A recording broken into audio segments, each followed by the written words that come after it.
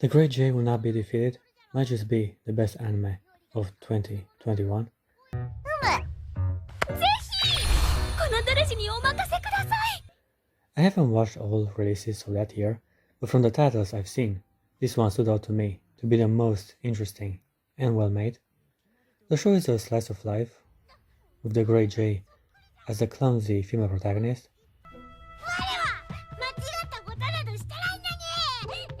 ジャヒー様反省の色なし。 She used to be the Dark Crown's second in command. However, on one fateful night, a magical god appeared and destroyed her magic crystal and banished her to the human realm, where she mostly takes the appearance of a child. やはりこの時間は賑わっておるな。 This is kind of similar with the devil is a part-timer premise. Both anime have a villain as a main character who finds a lame part-time job in the human realm and yet believes he's gonna rule again. ここで消えるにはもったいない。我が名はジャヒー。 There's a certain charm to this narrative to have an almighty demon be forced to accept the rules of society and fail in gaining any significant power over humanity. Having a mature main character is also a critique to everyday millennials. Individuals who believe they are the greatest in the universe but barely able to pay rent and manage their own everyday expenses. 家賃誰が払うか。てんねえ、また払わねえ気か。 Kind of how in One Punch Man Saitama is a complete moron who cannot get any recognition for his actions and wastes his life away in a shitty little apartment. This gimmick is utilized to appeal to millennials who, as of now, are now in their late 20s.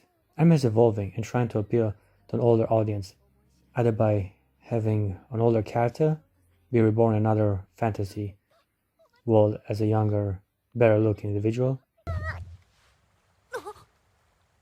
なんて格好だ。胸元がスースーする。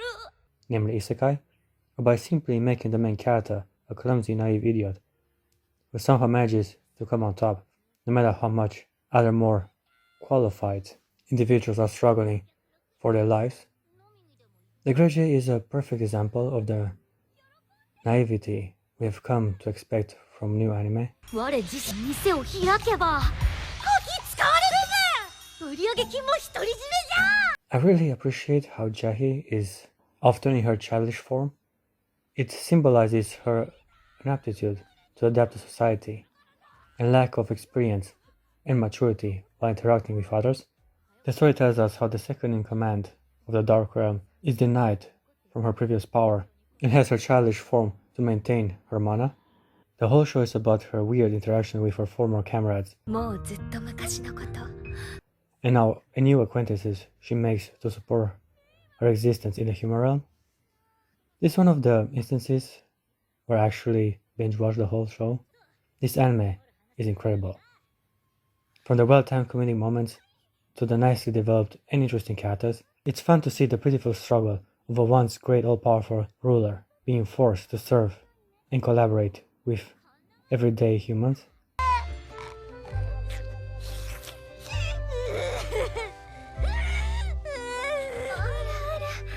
I like how nearly each main character has a special way to address the Grey Jay. Jahy-sama to Jako to Jahy. It shows that she made personal connections with various people that she would otherwise not even consider as friends. This is a journey of learning, adaptation, and understanding. The Grey Jay is slowly developing into a kinder, more compassionate individual. そうか。 I guess this was the idea behind the show, to have your power taken away and to be forced to accept others and further develop as a person. The show has a nice message of friendship, which is not obviously hammered with every episode, but rather skillfully incorporated within the story. When it comes to the main character, I can say I really like and enjoy the Grey Jay. When in chibi form, she's adorable. あんないきなり。So clumsy and naive towards her environment. I also appreciate how she made a friend as a child and even became visibly jealous as she was playing with other people rather than her. The best episode which showcases her envy is when the magical girl appears and impresses Kokoro with her size and power. Not to be outdone, Jahy used her mana crystal power to prove she's just as strong, tall, and beautiful.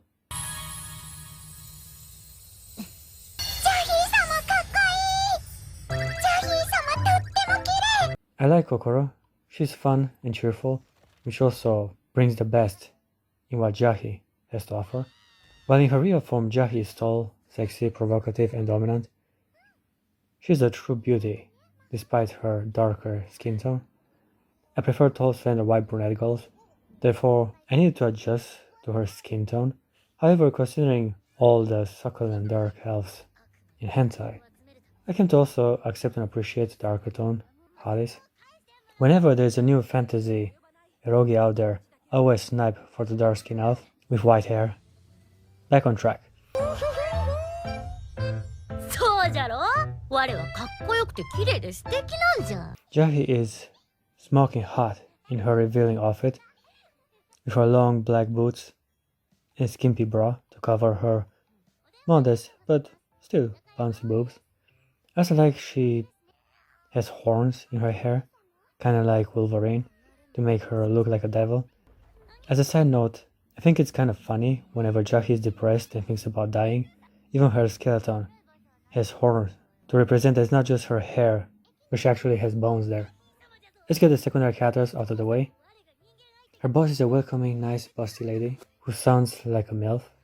She has the ara allure and a mature, voluptuous body.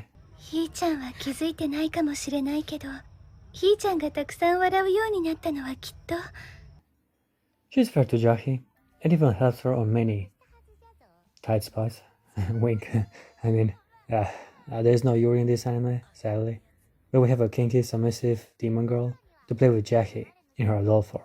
Before I talk about Rouge, I will also mention the landlord. I really like this girl. Her tits are small and perky, but she has a slender tight body, plus a bossy mean attitude towards Jahy.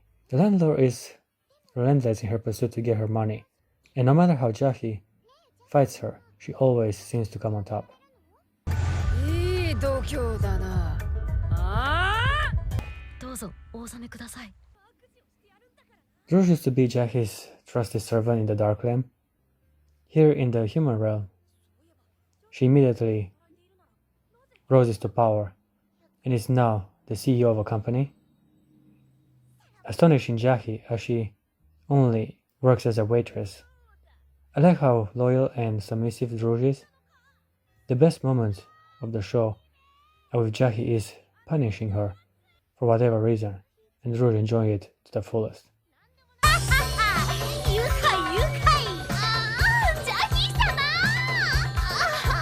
It's also pretty funny how Jahy tries to mask her incompetence by posing as a misunderstood strategist who's way ahead of others, when in fact she's totally outmatched by her subordinates.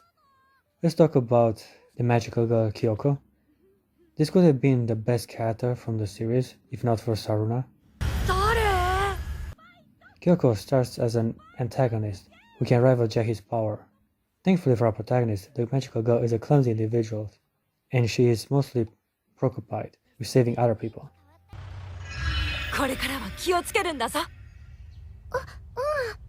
At one point, however, Kyoko fights and befriends Jahy, which definitely upsets Rouge, who sees her as a rival. なんじゃこれ。Kyoko also manages to get hired at the same place where Jahy works, and now she can be with her new friend all the time. ひどいぞジャヒー君、私を一人にしないと言ってくれたじゃないか。だからこうしてついてきたんだ。あの言葉は嘘だったのか。 Jahy kind of wants to get rid of her. She kind of gets upset with Kyoko following her all around, and Rouge is completely upset to see that Kyoko is getting schooled by Jahy the way she wanted to be.